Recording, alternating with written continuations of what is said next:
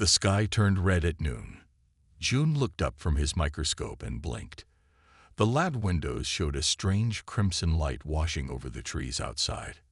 His coworkers stopped their work too, faces pale in the unusual glow.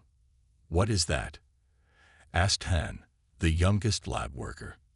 No one answered. They didn't need to. After years of wondering if humans were alone in the universe, they were getting their answer in the most frightening way possible. The building shook as something massive moved through the clouds above Seoul. Screens throughout the lab flickered, then showed the same image. A ship larger than any building humans had ever made, hovering over the city. "Turn up the volume," Jum said, his voice barely above a whisper. The world's news channels all showed the same thing. Not just Seoul, these ships appeared over every major city on Earth at exactly the same time. Perfect coordination. Perfect execution. The aliens called themselves the Variks.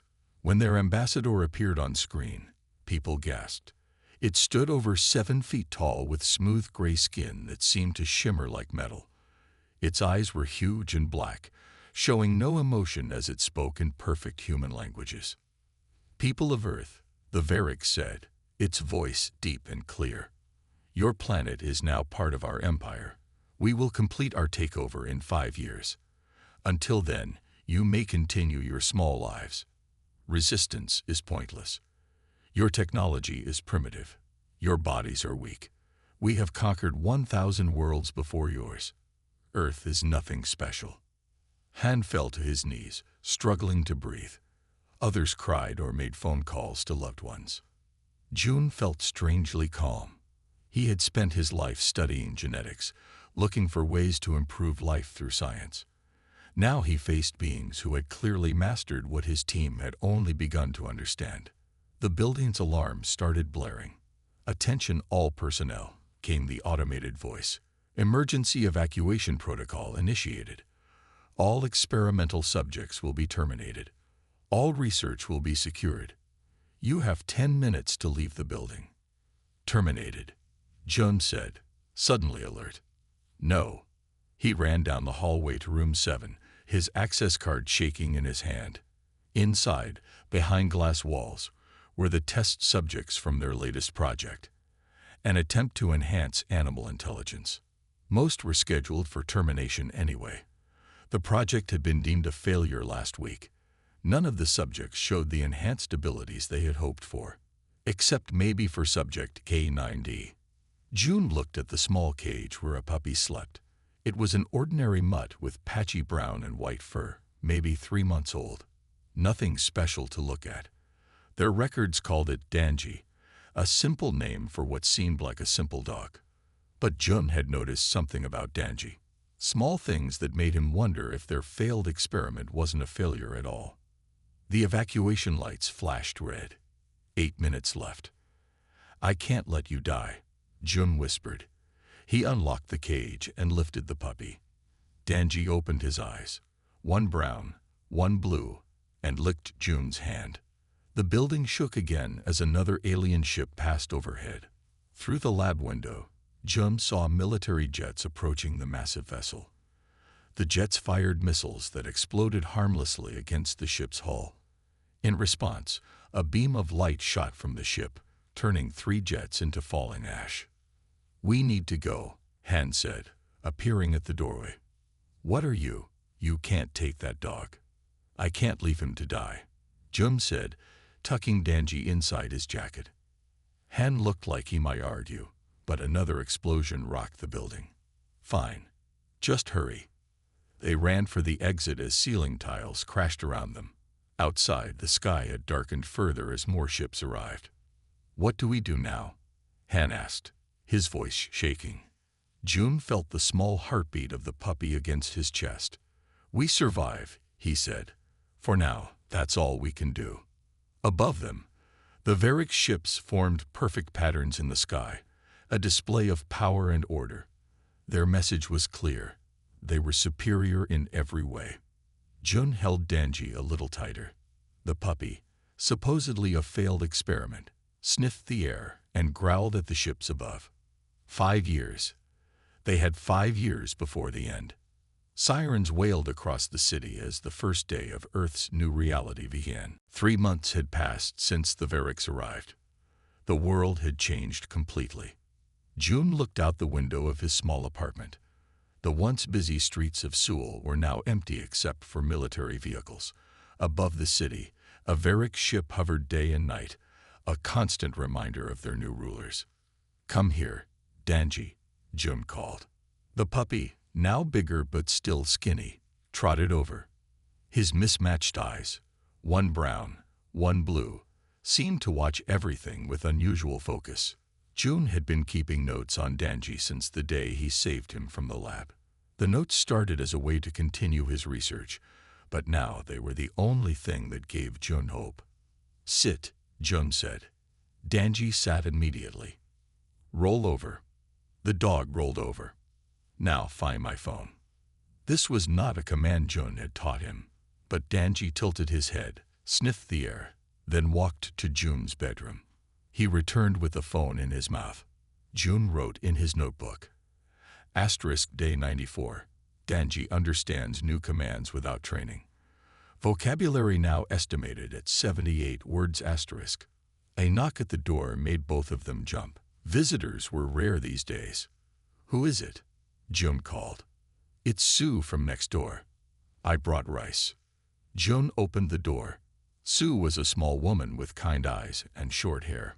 Before the Variks came, she had been a veterinarian at a clinic downtown. "I thought you might be hungry," she said, offering a small container. She noticed Danji and smiled. "And how is your dog today?" "He's interesting," June said. He hesitated, then decided to trust her. "Sue, you're a vet. Could you look at him? There's something different about him." Sue set down her bag and knelt to examine Danji. The dog sat perfectly still, watching her with his strange eyes. "What am I looking for?" she asked. "Anything unusual? He was part of a genetic experiment at my lab." Sue checked Danji's ears, eyes, and mouth. Then she felt along his body.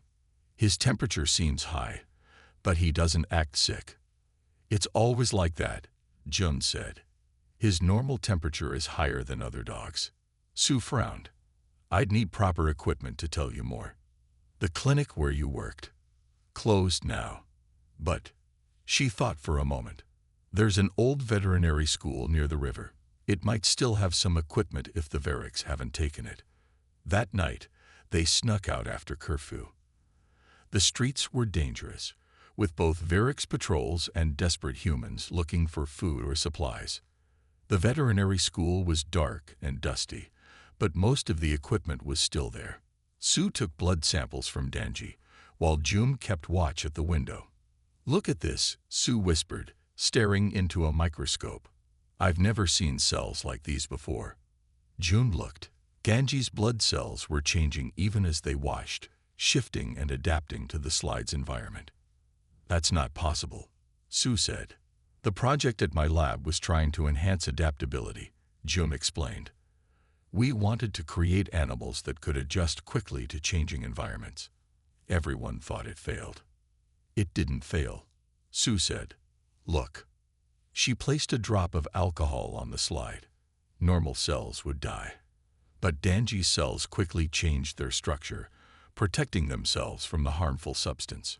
"He's constantly evolving," June said, amazed. "Not just over generations, but in real time."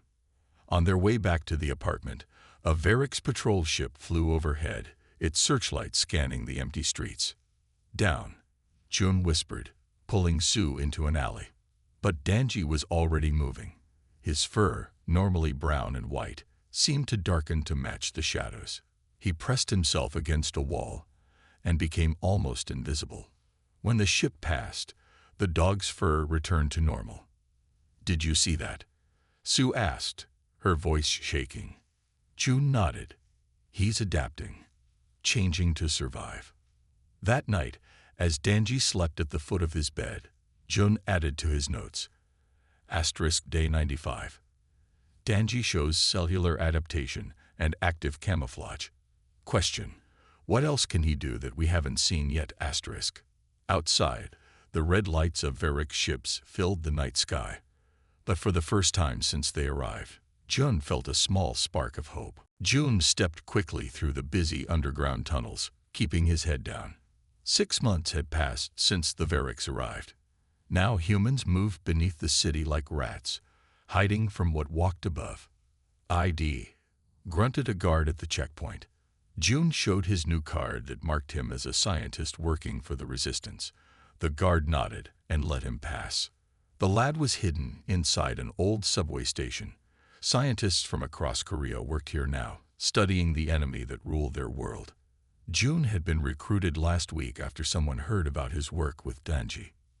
"You're late," said General Du, a short man with hard eyes. "We just received new samples." Jun followed the general to a sealed room. Inside, on a metal table, lay a massive arm. It was twice the size of a human's, covered in dark plates that looked like armor. "What is it?" Jun asked. "A sentinel," said General Du. "The Varrics brought them out last week. They're using them to clear the northern districts." Jun had heard stories. The Varrics rarely showed themselves, staying in their ships high above. But recently, they had begun sending these things to do their work on the ground. "They're bioengineered weapons," continued General Du. 12 feet tall, multiple arms. Their only purpose is to hunt and kill. "They're alive?" Jun asked, studying the severed limb. "Alive, but not natural. The Varrics made them. Perfect killing machines. Our bullets barely slow them down." Jun spent the next few hours examining tissue samples. The sentinel cells were unlike anything he had seen before. Each one was identical, perfect, designed for a specific purpose. Their structure was rigid, unchanging. "So different from Danji," he muttered. "What's that?" asked General Du. Jun hesitated, then decided to trust him. "I have a dog. He was part of a genetic experiment before the invasion. His cells are constantly changing, adapting." General Du looked interested. "Bring this dog in. We need to study anything that might help us." When Jun returned to his apartment that night, he found Sue waiting outside his door. Her face was pale. "What's wrong?" he asked. "Sentinels," she whispered. "They're sweeping the building, looking for people without proper papers." Jun's heart sank. His new ID would protect him, but Sue had no such protection. And Danji, if they found him and realized what he was. A crash echoed from the floor below.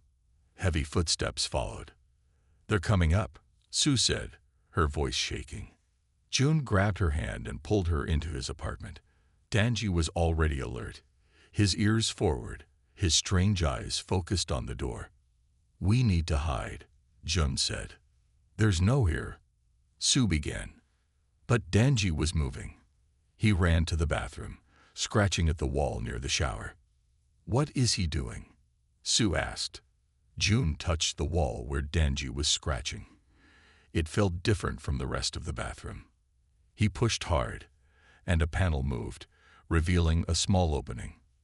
"A maintenance tunnel," Jun said in surprise. "I didn't know it was here." The footsteps were getting closer, heavy thuds that shook the floor. "Go," Jun whispered, helping Sue into the tunnel. He followed, then looked back for Danji. The dog stood at the entrance, watching the door to the apartment. "Danji, come," Jun called quietly. For a moment, he thought the dog would stay and face the sentinels. Then Danji turned and slipped into the tunnel. Jun closed the panel just as the apartment door crashed open. Through a small crack, he saw what entered. It was like a nightmare made real. 12 feet tall, with 4 powerful arms and a head that had no face, just sensors and a mouth full of sharp teeth. Its skin was covered in the same dark plates he had seen in the lab. The sentinel moved with terrible efficiency, checking every corner of the apartment. Its movements were perfect, precise. Too perfect. Jun realized the sentinel only checked places large enough for humans to hide. It followed an exact pattern, never deviating, never adapting. When it left, they waited another hour before coming out. How did he know about the tunnel? Sue asked, looking at Danji. He adapts, Jun said. He learns, and he just saved our lives. That night, Jun added to his notes. Day 182. Danji found a hidden escape route. Sentinels show no adaptability. They follow strict patterns. The perfect monsters have weaknesses after all. 1 year after the Variks arrived. The resistance had grown stronger. Deep underground, in tunnels that once served as subway lines, humans had built a new world. Commander Kim led the Soul Cell, the largest resistance group in Korea. Today, she stood before a map of the city, planning their next move. The Variks have a research center here, she said, pointing to a tall building near the river. We need to know what they're doing there. Jun sat quietly in the back of the room. Sue was beside him, and Danji lay at their feet. The dog was fully grown now, lean and strong. His strange eyes watched everyone with uncanny focus. We need a small team, Commander Kim continued. Jun, your science knowledge will be useful. Sue, we need a medic. Jun nodded. He had been on 3 missions already. Each time, Danji had come along, although Commander Kim didn't officially know this. The dog always found a way to follow them. What about the Sentinels? Someone asked.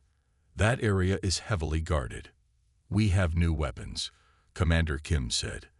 They won't stop a Sentinel, but they'll slow it down. That night, a team of 6 people moved through the dark streets. They wore masks to filter the air, which had grown worse since the Variks began changing Earth's atmosphere. Danji moved ahead of the group, his fur now a dark gray that blended with the shadows. Over the past year, his ability to change his appearance had grown stronger. Now he could alter his color almost completely. He's our best scout, Sue whispered to Jun. He always knows when danger is near. The Variks Research Center was a tall glass building. Before the invasion, it had been a hospital. Now strange lights glowed from within, and sentinels patrolled the perimeter. How do we get past them? Asked Park, one of the resistance fighters. Danji growled softly. Everyone froze. The dog was looking at a small drainage pipe that ran under the fence. Too small for us, Commander Kim said. But not for him, Jun replied. They watched as Danji slipped through the pipe. Minutes later, an alarm sounded on the far side of the building. The sentinels moved toward it with mechanical precision. Now, Commander Kim ordered. They cut through the fence and ran to a side door. Inside, they found laboratories filled with strange equipment. Jun quickly accessed a computer terminal while Sue stood guard. What are they doing here? Commander Kim asked. Jun's face grew pale as he read the screen. They're testing Earth's atmosphere, preparing to change it completely. Change it how? Sue asked.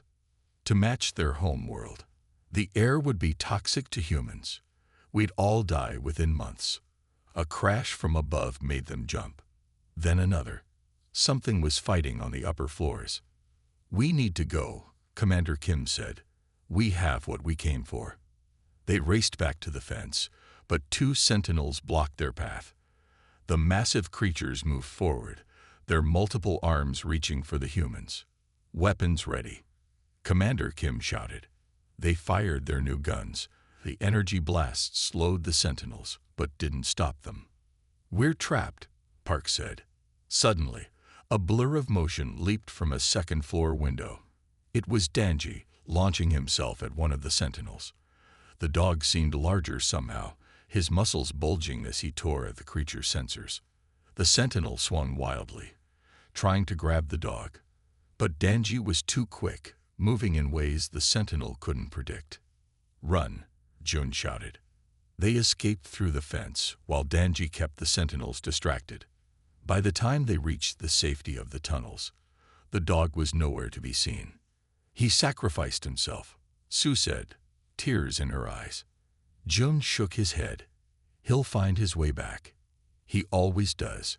3 hours later, As they reported their findings to the resistance leaders, a scratching came at the tunnel door. June opened it to find Danji, wounded but alive. The dog limped inside and collapsed at June's feet. Sue quickly examined him.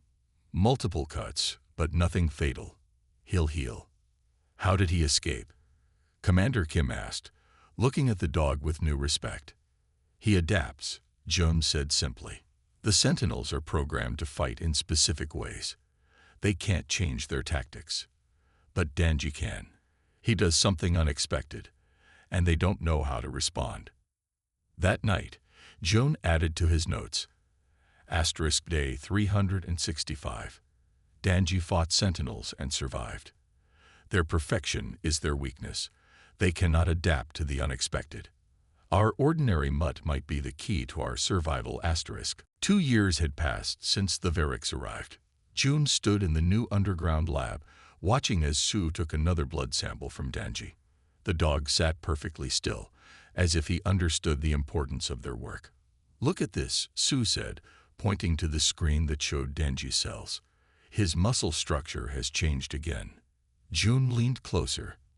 The dog's cells were unlike anything they had seen before. They were constantly changing, becoming stronger, more efficient. His body keeps adapting, June said. Every time we expose him to something new, he evolves to handle it. Commander Kim entered the lab. Her face looked tired, but her eyes were still sharp. "How is our special dog today?" she asked. "Better than ever," Sue replied. "His healing ability is 10 times faster than a normal dog now."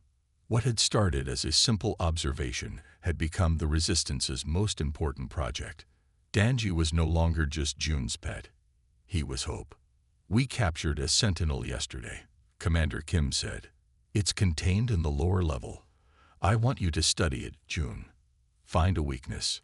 The captured sentinel was kept in a reinforced room. Even with 2 of its arms damaged, it was dangerous.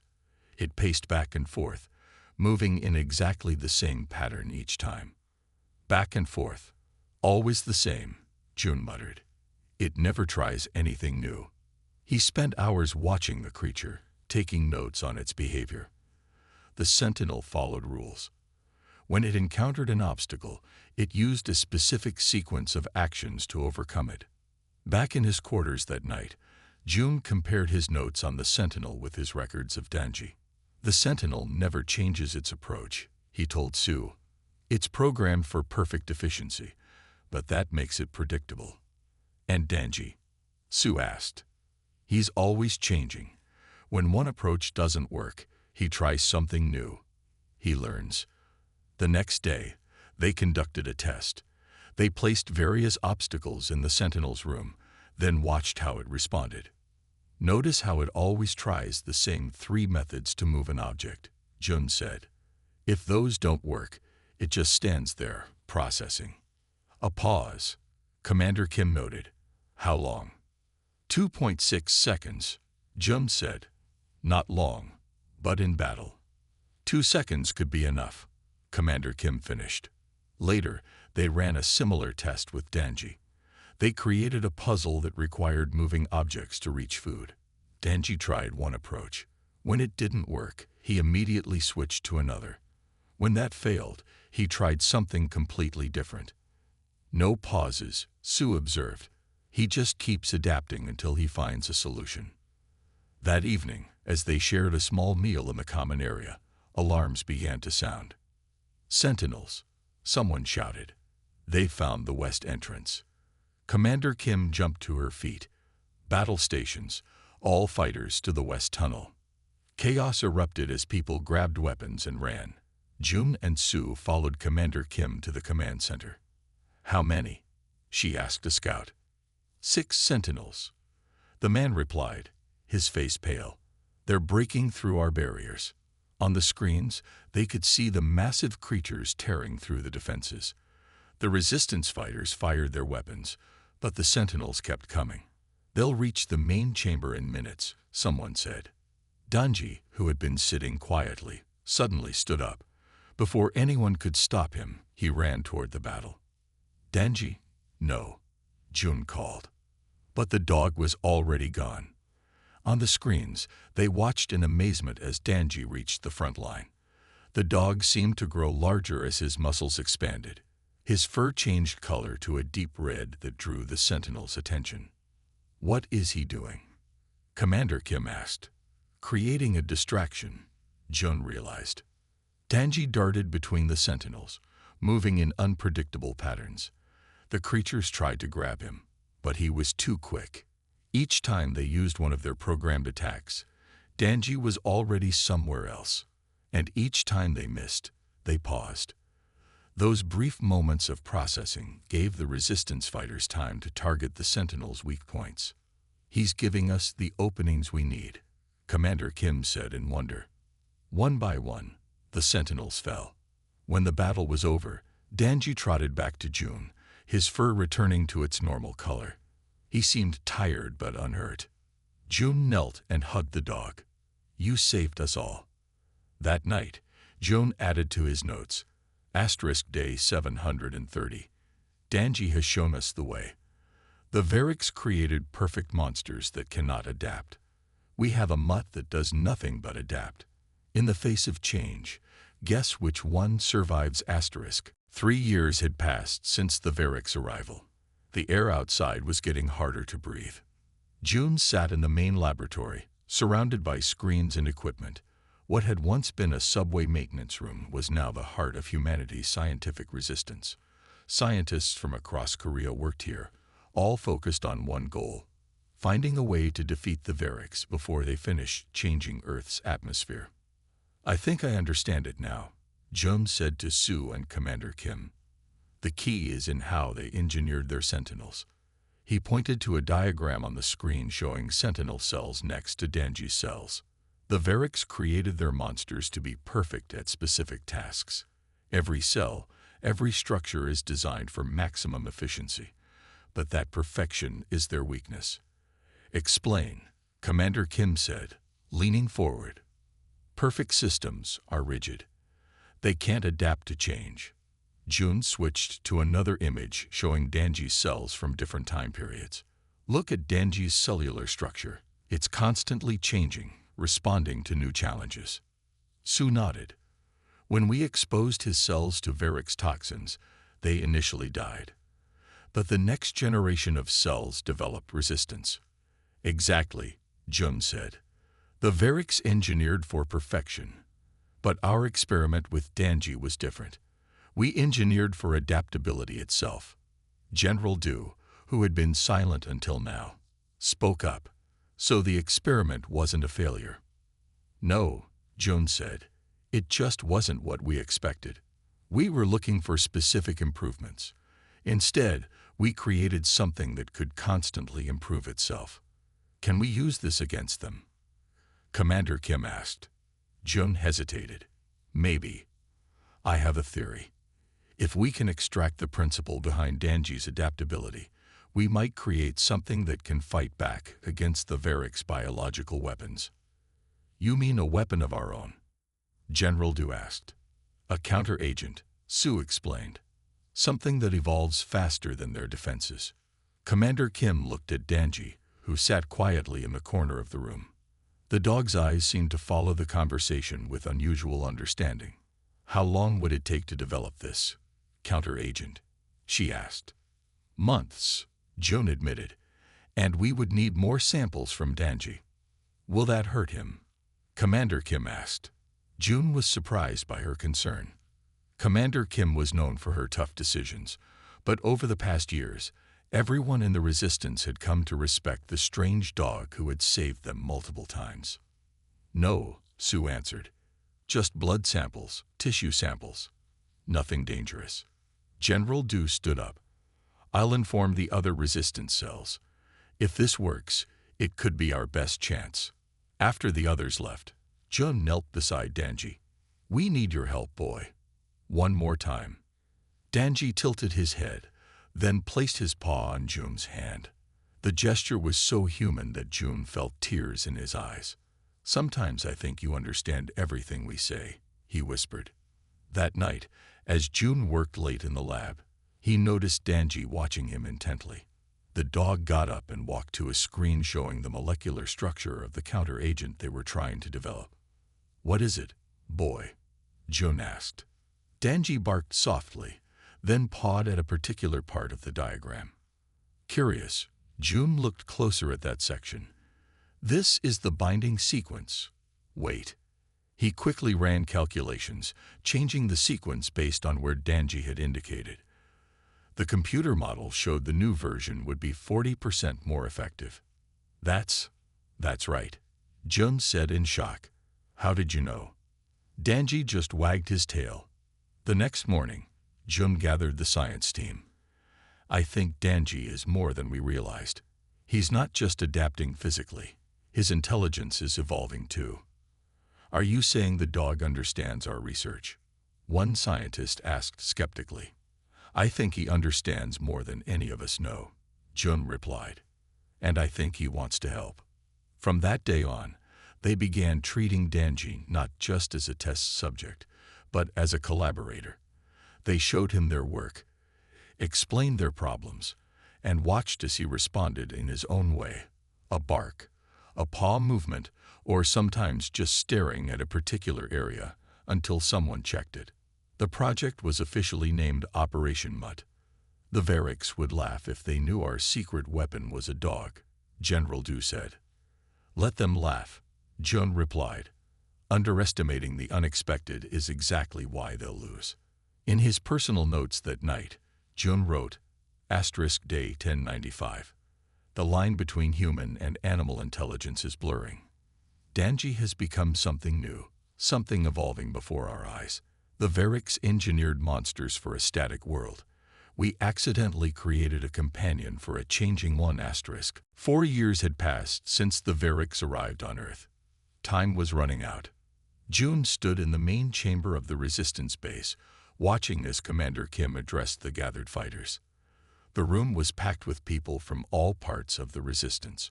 Some had traveled from distant bases to be here today. "Operation Mutt has succeeded," Commander Kim announced. "After a year of work, our scientists have created a virus that targets the Variks and their sentinels." Cheers filled the room. June looked down at Danji, who sat quietly by his side. The dog had changed so much over the years. His fur now shifted colors even when he wasn't trying to hide, reflecting his constant adaptation. His eyes, one blue, one brown, seemed to hold a wisdom that no animal should possess. "The virus works like Danji's cells," Sue explained to the crowd. "It evolves rapidly, changing faster than the Variks can develop immunity. It only affects their biology, not ours." "But," General Du added, stepping forward, "we still face one major problem. The Varik ships have atmospheric shields. We cannot simply release the virus into the air." A heavy silence fell over the room. "To succeed," Commander Kim continued, "we must deliver the virus directly into the main Variks command ship. Their central air system will then carry it to all their vessels and creatures." "How do we get past their defenses?" someone asked. "A small team," General Du said. 4 volunteers. They will approach the command ship through the old water tunnels that run beneath the city. The Variks have not sealed these because they do not need water as we do. It's a suicide mission," Commander Kim said bluntly. "The team must reach the ship's lower maintenance hatch, enter the ventilation system, and release the virus at the central air processor. The chance of return is minimal." No one spoke. Everyone knew what this meant. "I will lead the team," General Du said.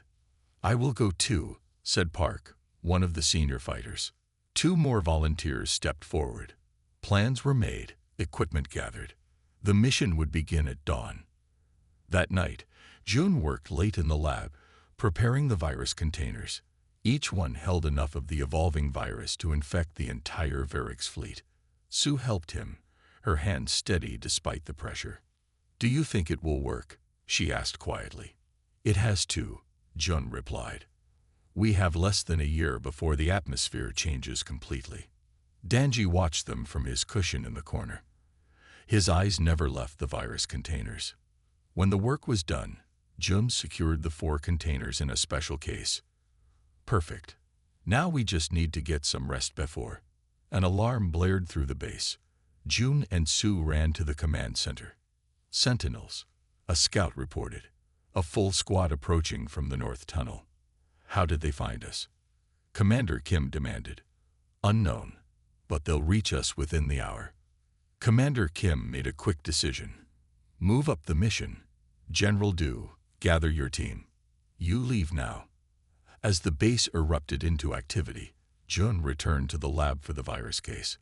But when he reached the secure cabinet, his heart stopped. The case was open. One container was missing. Security breach in Lab 3. He shouted into his communicator. The virus. A noise from the air vent made him look up. He caught a glimpse of a tail disappearing into the ventilation system. Danji, he whispered in disbelief. Sue rushed in.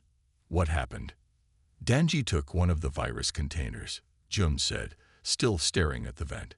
He's gone into the ventilation system. He's heading for the surface, Sue realized. Commander Kim and General Du joined them, watching the footage in shock. The dog took the virus. General Du asked. Why? He's going to the ship himself, Jun said suddenly. He's small enough to get through spaces no human could use. That's impossible, General Du protested. He's just a dog. A dog who has evolved far beyond what any of us expected, Jun said. He understands what we're doing. He knows the humans who try this mission will die. The base shook as the sentinels began breaking through the outer defenses. We have to find him, Sue said. No, Commander Kim said firmly. We defend the base. The mission proceeds with the remaining containers. As General Du's team prepared to leave, Jun stood at a tunnel junction, looking up toward the surface. Good luck, Danji, he whispered. Come back to us. That night, as the sounds of battle echoed through the tunnels, Jun added a final entry to his notes. *Day 1460. Danji has chosen his own path. The Variks created perfect monsters that follow orders. We raised a Mutt who makes his own decisions. I don't know if any of us will survive to see tomorrow, but tonight, I am proud of what we created. Not a weapon, but a friend. 4.5 years after the Variks arrived. The world was dying. The sky had turned a sickly yellow-green as the Variks continued changing Earth's atmosphere. Humans could no longer breathe outside without masks. Trees were dying, oceans turning acid. The final phase of the alien takeover had begun. In the resistance base, Jun sat by a communications panel, listening for any news. 3 days had passed since Danji disappeared with the virus container. 3 days since General Du and his team had also set out for the Variks command ship. No one had heard from either group. Still nothing. Sue asked, bringing him a cup of water. Food was scarce now, and everyone lived on basic rations. Jun shook his head. Nothing. Commander Kim entered the room, her face grim. Sentinels breached the eastern tunnels. We're evacuating to the backup base. As the resistance members gathered their essential equipment, a static noise came from the communications panel. Everyone froze. Hello, base, this is Team Alpha. It was Park's voice, barely audible through the static. General Du is dead. Mission failed. We couldn't reach the ship. Jun's heart sank. Their last hope was gone. The Variks have begun the final atmospheric conversion, Park continued. They're saying it will be complete within 24 hours. After that, the transmission faded. The room fell silent. After years of fighting, this was how it would end. We should move now, Commander Kim said quietly. Save who we can. As they prepared to leave, the communications panel lit up again. This time, it wasn't a resistance channel. It was a Variks broadcast signal, stronger than anything they had picked up before. On the screen appeared a Variks commander, its gray skin shimmering under the lights of its ship. For the first time, the alien looked concerned. Attention all units, it said in its cold voice. Unknown contaminant detected in central air system. Seal all compartments. Switch to isolated breathing apparatus. Contaminant. Sue whispered. Could it be? The Varix commander continued. Security breach in lower maintenance sector. Unidentified Earth organism has entered ventilation system. All sentinels converge on. Commander Kim looked at the small dog in June's arms. So it was a Mutt that saved humanity. Not our weapons or our strategies. Just a dog that could change when he needed to. That night, as Danji rested in the medical bay, Jun sat beside him, adding one more entry to his notes. Asterisk day 1645. The engineered monsters have fallen. Our adaptable Mutt has survived. The Varix thought perfection was strength, but it was their weakness. In a changing world, it is not the strongest that survive, but those most able to adapt. Asterisk. The transmission suddenly cut off. He did it, Jum said, his voice filled with wonder. Danji got inside the ship. Commander Kim grabbed her radio. All scouts, report any changes in Varix or Sentinel activity. Reports began coming in from across the city. Sentinels were moving erratically, some collapsing mid-step. Varix ships were powering up their engines, as if preparing to leave. Something big is happening, Commander Kim said. We need to see for ourselves. A small team including Jun, Su, and Commander Kim made their way to the surface. Wearing their breathing masks, they climbed to a rooftop that offered a view of the massive Varix command ship hovering above the city. The ship's lights were flickering. As they watched, several smaller Varix vessels detached from the main ship, shooting up into the atmosphere. Some wobbled unsteadily, as if their pilots were struggling to control them. They're running away, Su said in disbelief. A loud explosion rocked the command ship. A section of its hull broke open, and smoke poured out. Let's get closer, Commander Kim ordered. They approached the command ship carefully. To their surprise, the entrance ramp was down, and no guards were visible. Stay alert, Commander Kim warned as they entered the ship. Inside, they found chaos. Dead sentinels lay everywhere, their bodies covered in strange pustules. The few Varix they encountered were also dead or dying, their perfect gray skin now blotched and decaying. The virus, Su said. It's working even better than we hoped.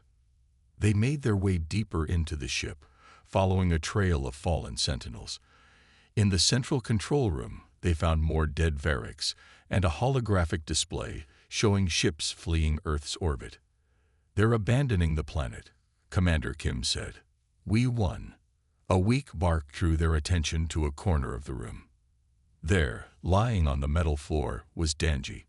His fur was patchy, his breathing labored, but his eyes, one blue, one brown, were alert as ever. Danji. Jun rushed to the dog, kneeling beside him.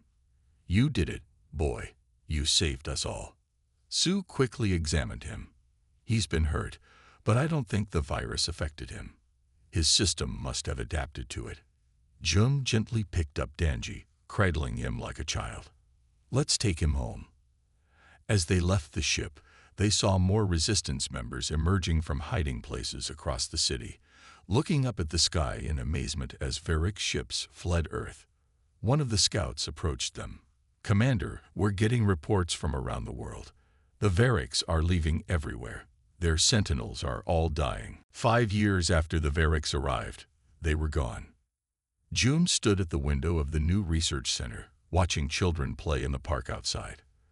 The sky was blue again. Plants were growing. Earth was healing itself, just as its people were. Dr. Jun. A young assistant appeared at the door. The United Nations representatives have arrived. Jun nodded and followed her to the conference room. Once a subway station, now it was the headquarters for the world's recovery efforts. Scientists and leaders from across the globe had gathered to learn from what happened in Seoul. Commander Kim, now General Kim, stood at the front of the room, addressing the crowd. 5 years ago today, the Varix told us they would complete their takeover of Earth, she said. Instead, they fled our world, defeated by something they never expected. She gestured to Jun, who walked to the podium with Danji at his side. The dog moved more slowly now. His muzzle had turned gray, and old battle scars marked his body. But his eyes, one blue, one brown, were still bright and alert. "This is Danji," Jun told the crowd. "Before the invasion, he was part of a genetic experiment that we thought had failed. We were trying to create animals with enhanced abilities, but he seemed ordinary, just a mutt with mixed breeding." The audience looked skeptical. How could this old dog have saved humanity? "The Variks engineered monsters designed for specific purposes," Jun continued. "Their sentinels were perfect at what they did, but that perfection made them unable to change, unable to adapt." Sue joined him at the podium, carrying a tablet with Danji's medical data. "Danji's cells are different," she explained. "They constantly change and evolve. When exposed to toxins, they develop resistance. When faced with challenges, they find new solutions." A scientist from America raised his hand. "Are you saying this dog understood what was happening? That he chose to help?" "Yes," Jun said simply. "As his body adapted, his mind evolved too. He became something new, not just a dog, not quite human, but a being who could change in ways the Variks could never predict." Screens around the room showed footage from the command ship's security system, captured before the Variks flood. It showed Danji navigating air ducts too small for sentinels, using paths no engineer would expect, solving problems in ways no programmer could anticipate. "The Variks believed in perfection," General Kim said. "We stumbled upon something better. Endless adaptation."